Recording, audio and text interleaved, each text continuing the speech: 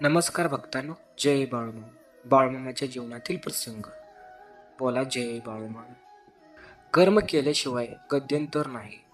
मुळे महाराजांचे बोलणं ऐकून बाळूमामा गप्प होते.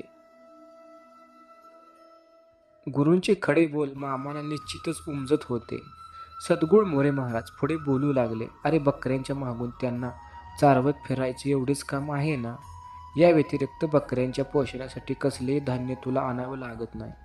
तसेच ते जात्यावर दळून नंतर शिजवून अन्न म्हणून बकऱ्यांना भरावंही लागत नाही. तुला केवळ बकऱ्यांच्या मागून त्यांच्या भरणपोषणासाठी फिरावे लागतं एवढंच.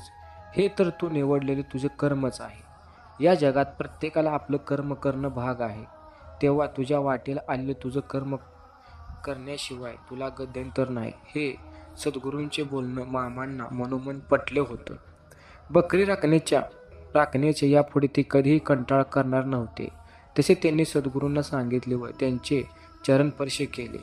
तेव्हा मुळे महाराजांनी आपल्या शीर्ष शिष्यास अनेक आशीर्वाद दिले. यावेळी मुळे महाराजांच्या चेहऱ्यावर समाधानाची प्रभा उजळली होती. त्यातून स्वतःच्या शिष्याबद्दलचा सार्थ अभिमान झळकत होता. अशी गुरु शिष्याची जोडी होणे म्हणजे अनंत पुण्यांची गंगा होणं होय.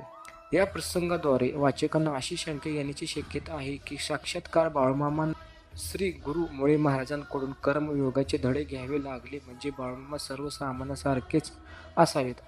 पण वास्तविक हा एक अनुभूतीचा नाट्यमय प्रकार असून याद्वारे ती थोर सिद्धांतांना सामान्य जनाला कर्मयोगाचा उपदेश केला आहे, हे आपण विसरता कामा नये.